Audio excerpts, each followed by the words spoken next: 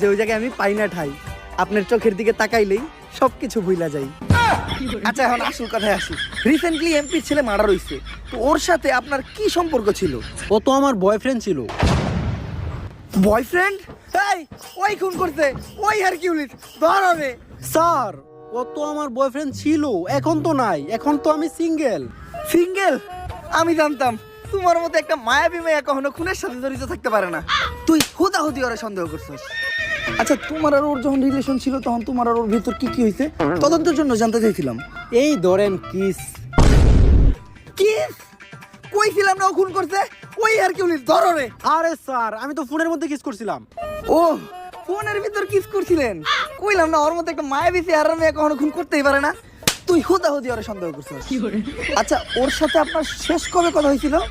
ওর সাথে আমার শেষ কথা হয়েছিল আমার বিয়ে হয়ে যাওয়ার আগে। বিয়ে?